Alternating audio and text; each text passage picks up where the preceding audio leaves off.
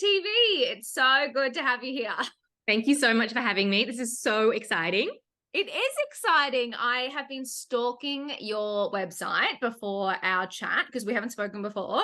And it's so impressive and so beautiful. And I'm so envious of your aesthetic. So I'm like, oh, I can't wait to hear all about it. So let's start off just by telling everyone who you are and what you do.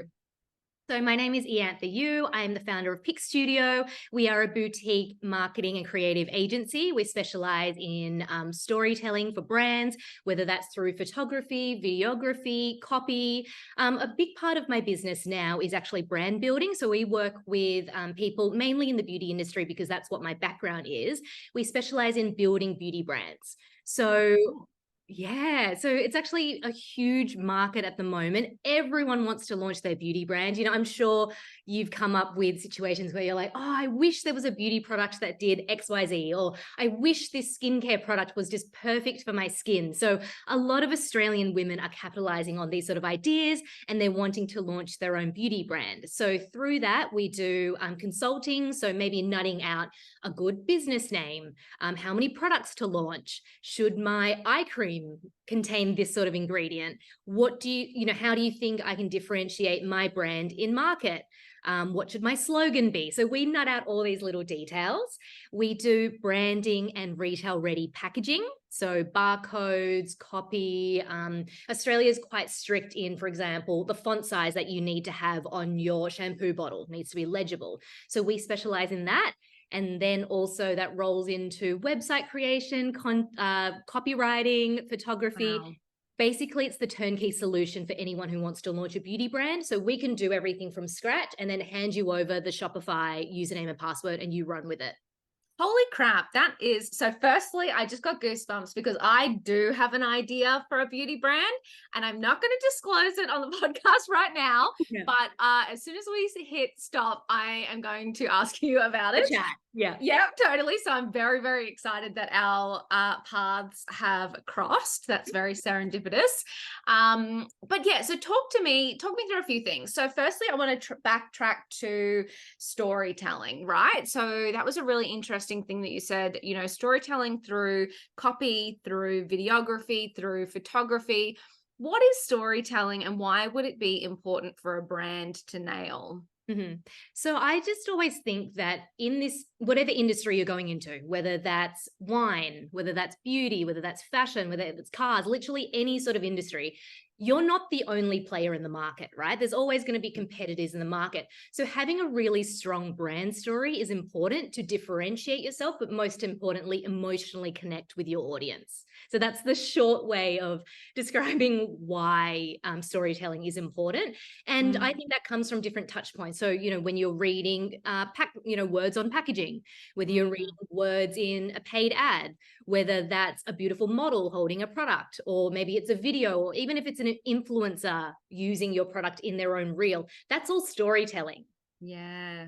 That's super interesting because I love this idea that sometimes we feel like our industries are a bit saturated, and there's a really nice, I think it's a Marie Forleo quote that it's like the world needs that one thing that only you have. And it's kind of like, and I was just having a chat to one of my mentors this morning, and we were talking about that as well. Like, it's like, people will find you and connect with you and resonate with your story and see themselves in your brand. So, when we have those moments of, oh my God, everyone's doing what I'm doing, it's kind of the storytelling that helps sets us apart. Totally. It gives you the background info about what your brand is about, but also what is your offering, and also how do you use your product? So that really sets your brand apart. Yeah, I love that so much. So you said your background was in beauty. Talk to me about before PicStudio. What was the deal? Yeah, for sure. Okay, so I'm 32 now. I want to go way back when I was about 17 or 18. This was when blogging was still a thing. Remember? Oh my God, I love this already. Yeah. I know, I cringe at the thought of it, but I think it really set me up for the next sort of decade that I worked in beauty. So I started off with a beauty blog. I just loved makeup and just trends and catwalks and backstage and that sort of thing. That Yes. led me to working a lot with Australian beauty brands, or even international brands that had Australian offices. Because I think blogging was still a really new thing 14 years ago. Mm. YouTube wasn't even a thing. It was like words in your own Yes. website, right? So that was, Yes. and then that propelled me into doing really cool brand experiences, having relationships with brands. From there, I worked in PR, I've worked in media agencies. My first media job was at Shop Till You Drop. So I was beauty Oh, intern there, cool. and then beauty Awesome. assistant there. I got made redundant there, which is a very common theme Mm. in media land. It happens all the time, Media. twice. Yes. From there, I went to women's health as beauty assistant. I was beauty editor on the Carousel, on the launch team of Beauty Crew, beauty Wow. director on Marie Claire. And then I got made redundant again in April 2020. And I was always itching to do my own thing, right? I was always curious about freelancing, about shooting branded content. And so that Mm. was the perfect push for me to do my own thing. This Yes. was also peak COVID. So I knew getting a job was going to be super difficult.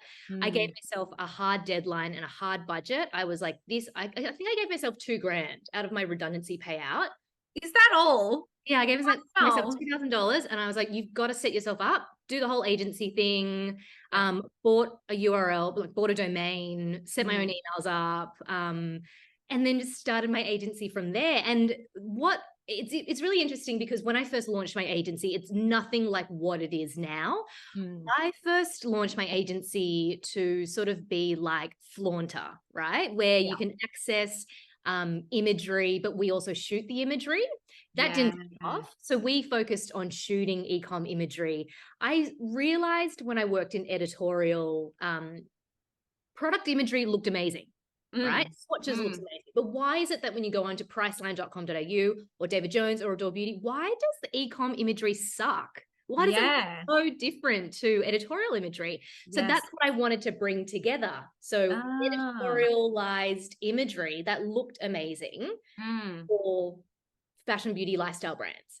So Cool. yeah, so I started doing that, and then that evolved into doing, hey, do you also do campaign imagery? Do you also do videography? Do you also do photos with models? Do you also do copywriting? Do you also do press release? So it just like bang, bang, bang. And you realize from And you working, keep saying yes. You're like, absolutely, I I do think that. I Oh can, God, I'll I'll give figure it a it go. out. Yeah. So it just snowballed from there. And it was all about taking the next opportunity. Yes, yes, yes. And then here we are, 3.5, 4 years later.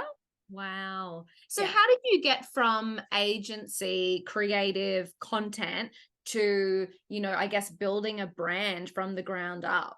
Mhm.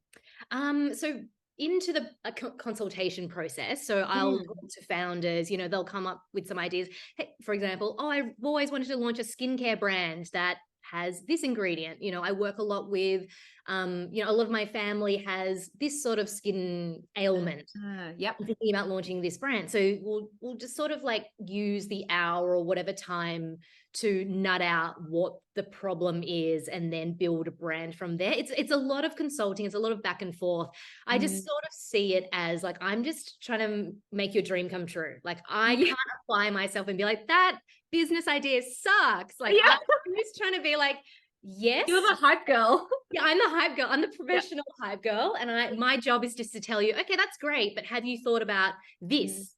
Or, your competitive set looks like this. So maybe that in Mm. your branding, you don't use that. You use pink instead of blue. Yes. So it's a lot of consulting.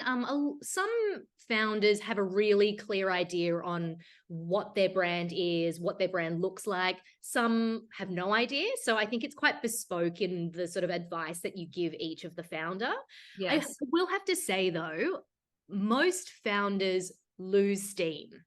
So Yeah.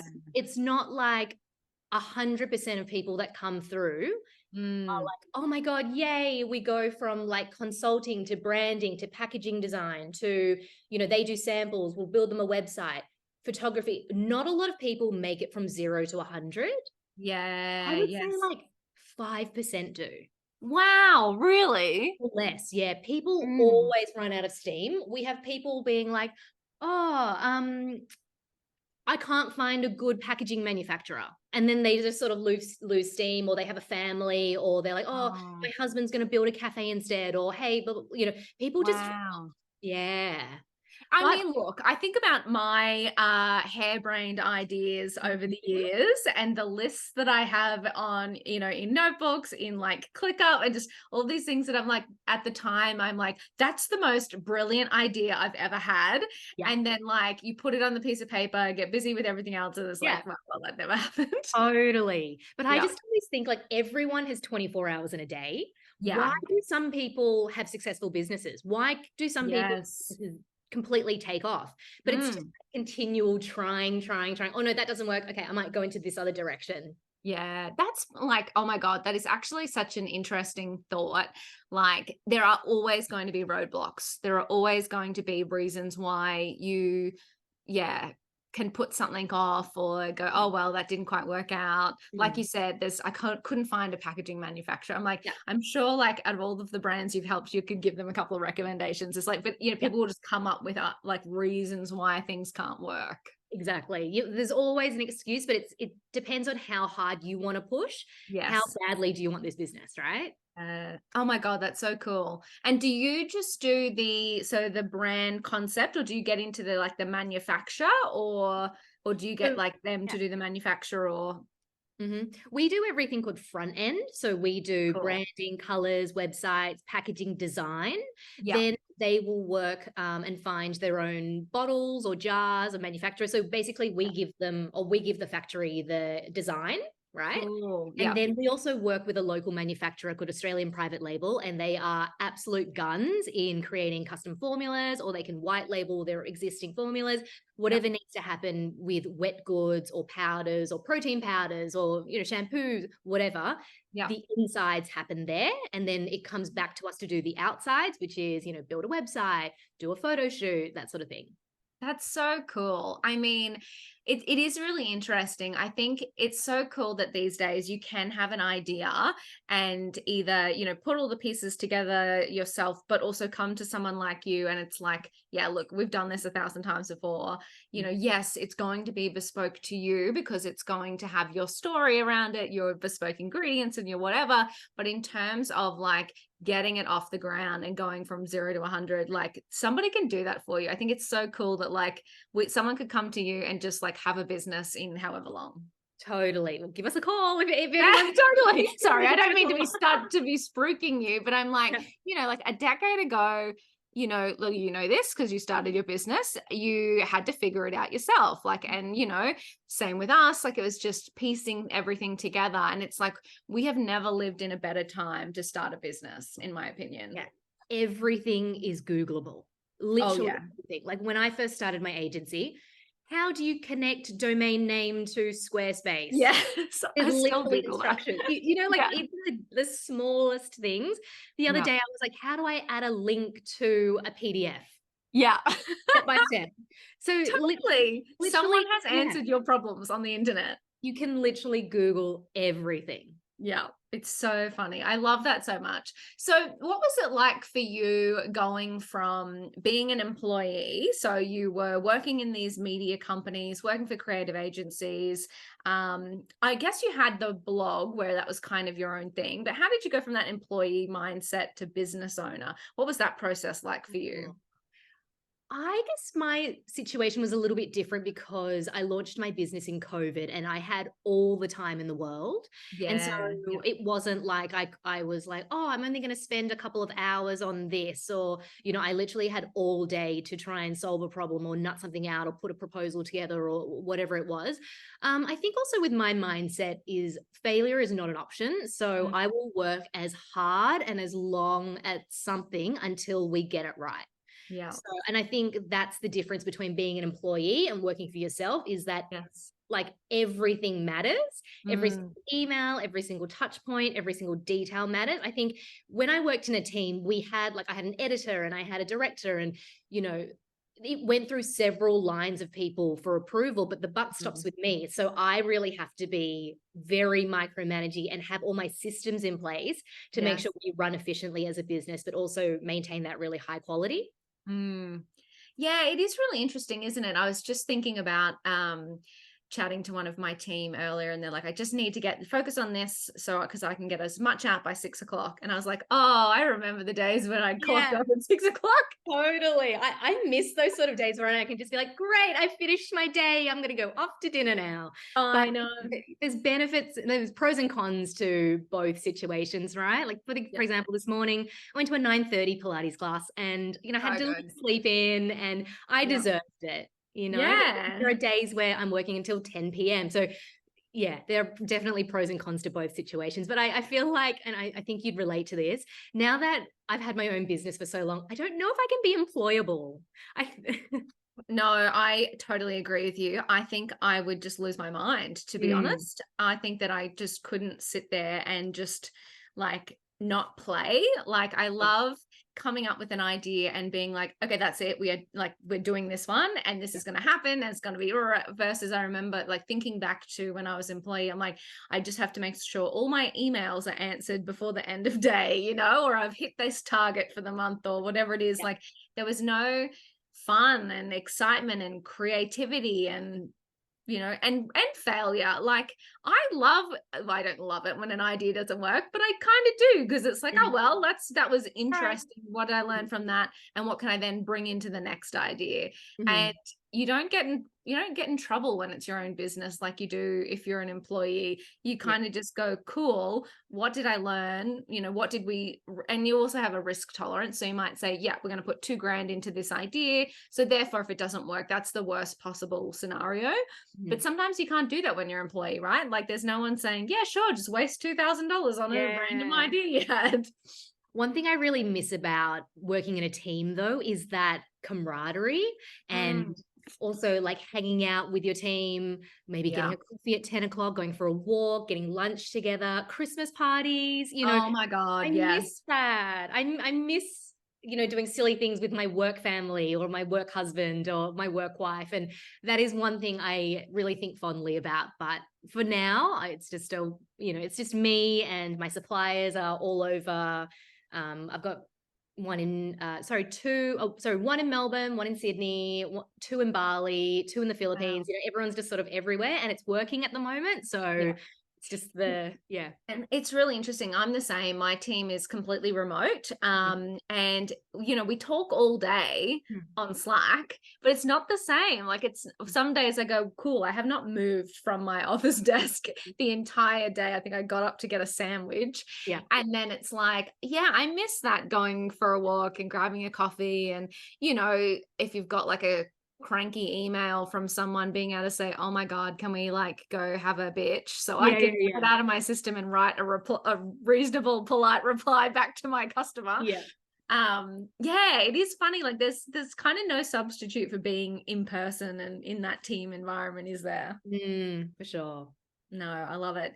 What about lessons? So over the past few years, creating your own business, any big like business challenges, big business lessons that you've learned that if you could make sure somebody else didn't do it, that you'd pass on? Ooh, I am all about efficiency in my business. So Mhm. I have, so on my website, you sort of get an idea of what we do, the kind of services that we offer. But once we get in touch with potential clients, we have set menus of what we offer, different packages. Photography package 1 has 12 images, package 2 has 20 images. This is Yeah. the price for each. I just find because I am sort of like at the top of the food chain in the sense that I am running the business from an operational point of view, but also sometimes like being on set, styling or doing the copywriting. Mm. I am sort of like the puppeteer that Yeah. connects all the dots in my business. I need to make sure that all my offering is very black and white. Okay, you're coming to me because you want packaging design. This is my Mm. menu. You can go with option 1 or option 2. This is what everything includes. This is the price. So then Yeah. there's no like, oh, do you do this? Do you do this? Like I think email back and forth is such a A waste of nightmare. time Yeah. when we can just do an initial chat and then be like, okay, great. I think we'd be, be great for us to work together. I think we can work together on this. This is my menu Mm. for this. Yeah. Here it is. Uh, So I'm all about efficiency. And then that goes right through to, for example, one of my biggest bugbears when I first launched my business was like, hey, do you want to do like a Zoom meeting at 10 o'clock? And then it's like the back and forth of like, oh no, I can't do 10. Can you do 3 o'clock? Oh no, I can't. Can you do Thursday?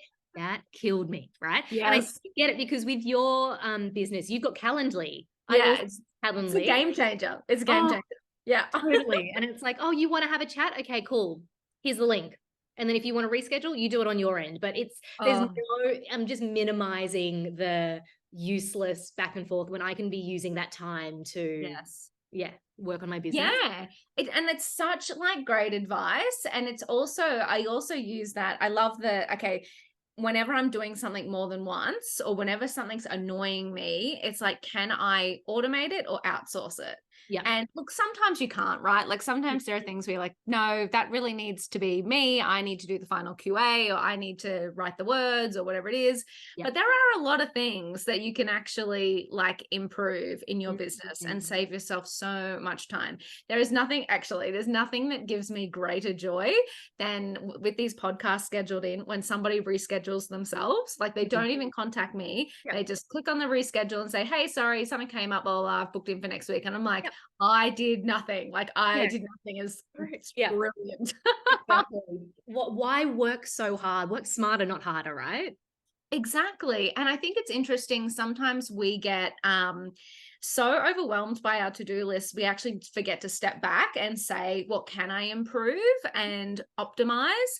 But it's so important to actually do that. I think I was listening to a podcast which is on this topic earlier today, and it's actually got me thinking. I'm like, I almost need to dedicate like an hour a week where I go, what's just one thing that I can just improve, Mm-hmm. and then it's like, it's not a lot of time. It's not like you've taken half a day or a day out of your schedule, but you've improved something. And it's like, if you do that every week for a year, that's like 50 Yeah. things in your business that you've improved and reduced your time.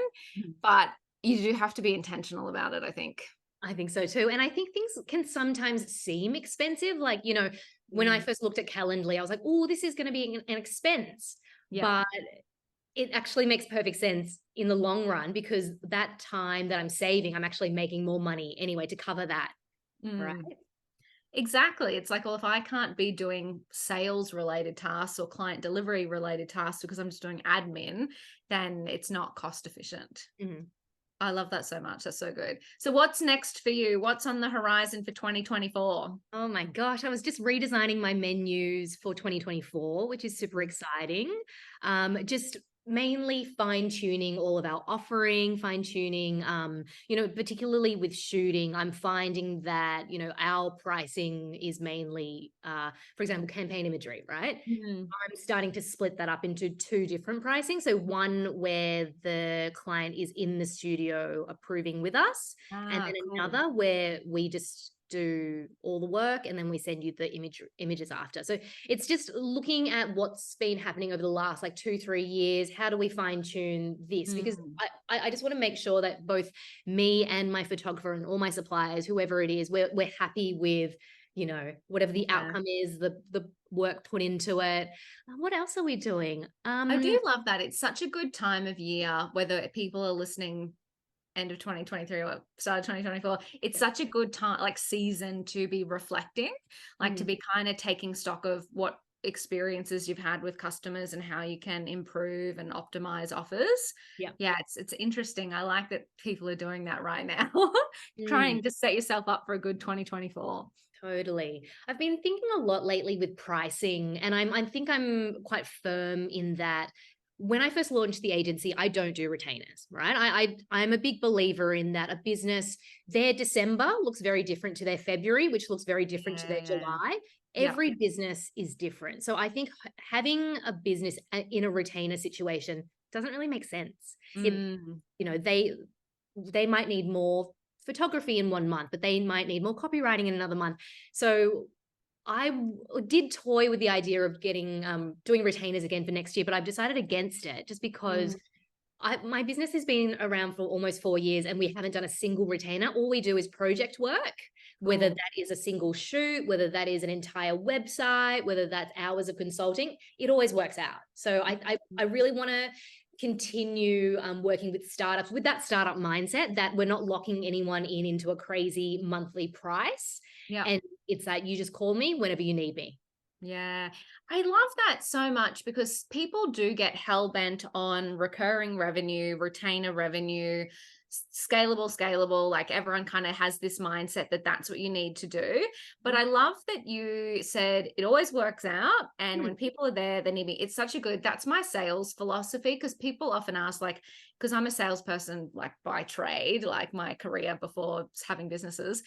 And I always just say to people, like, if you just build great relationships, tell people what you do, when they need you, they will come to you. Like it's such a Totally. funny, you don't really need that hard sell or have to lock them in or have to contract them. And look, there are times when that's appropriate, but I love that attitude of, as people need me, we will be here. And your work speaks for itself. Like your work Totally. brings them back. Yeah. A lot of my clients come through word of mouth as well. So obviously I Mm. have an advantage in that I worked in the beauty industry. I've got, I have really strong relationships with existing beauty brands already, but it's just word of mouth, that's why I'm so set on having a menu for my business. It's like you would never walk into a restaurant and be like, what do you serve? And they're like, what do Yeah. you feel like? Right.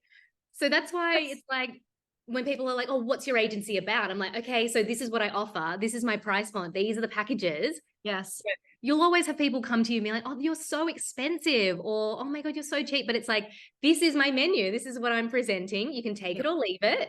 Yeah. And definitely, I think our work speaks for itself in that there's so many people out there that can do copy, can do photography at a much Mm. cheaper price point, but we're drawing from our experience in premium, content. We've worked with the biggest beauty brands in the world, and we're bringing that to startup brands here in Australia. I think it's awesome. And I love that point about pricing because no one will ever, and not everyone will be happy. Your ideal customer, it will be the one that is happy. But there are so many people that come to you and say, you'll have the same price, and someone will say it's too cheap, and someone will say it's too expensive. And you're like, well, this is what it is. It is But what it it's is. like, totally. And it's funny that everyone has their own mentality about pricing.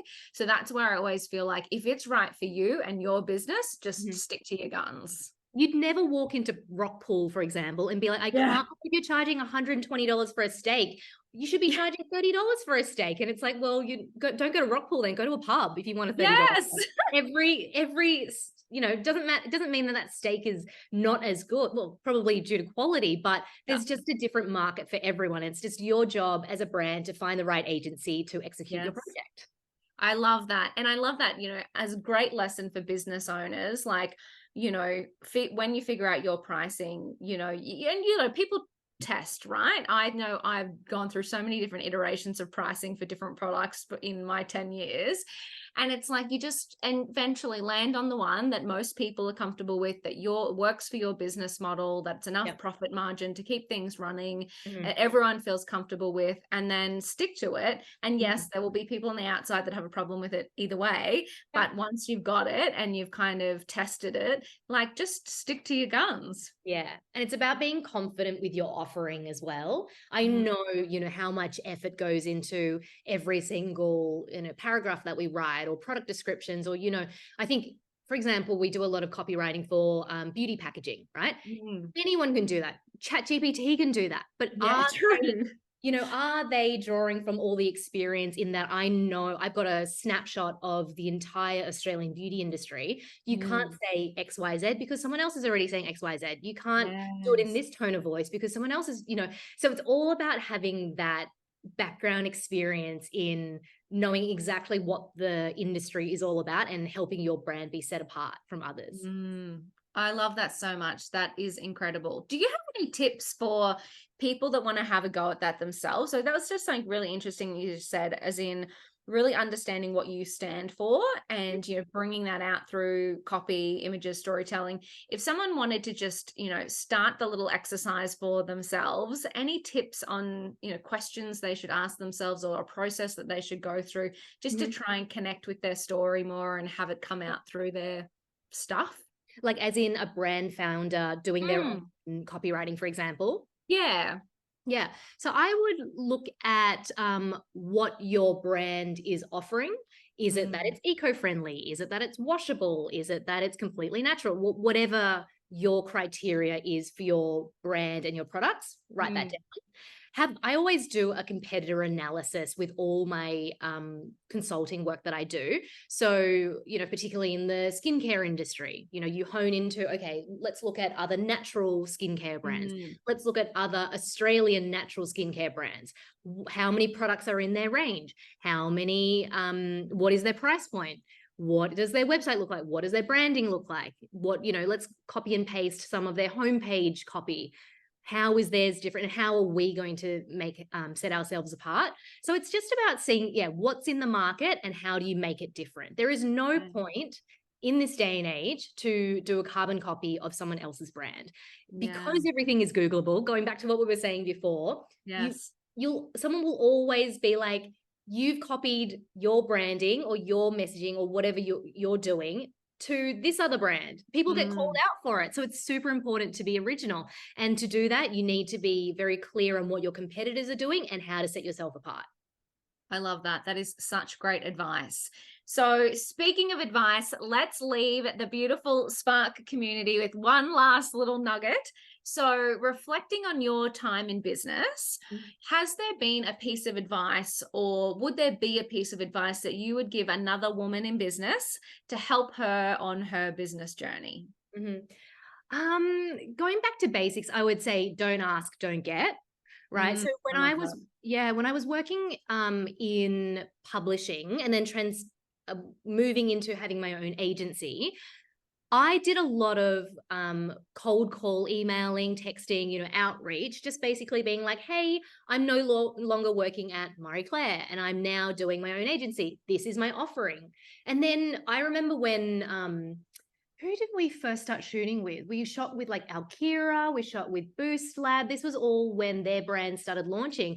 And they reached out and they were like, oh, this is crazy timing because we're about to launch this Mm, beauty brand and we need XYZ. We need that's XYZ. So so good. it's, if I didn't do those initial cold emails, they would never know that I exist and that I had the offering of XYZ. I still do it. 3.5 years on, I still cold Same. email, whether that's with new suppliers, whether that's with, random beauty brands on Instagram, just being like, hey, just letting you know we exist. This is Mhm. our offering. I'm not pushy in that I'm not like, hey, this is my pricing, blah, blah, blah. It's just, this is my offering. This is what we're sort of about, not sort of like a portfolio, if you will. Yeah. And if you need me, I'm here. And Yes. it just always works out.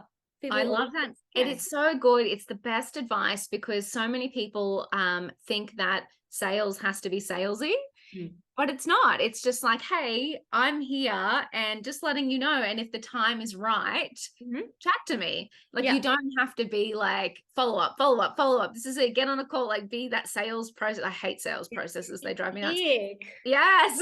Yeah.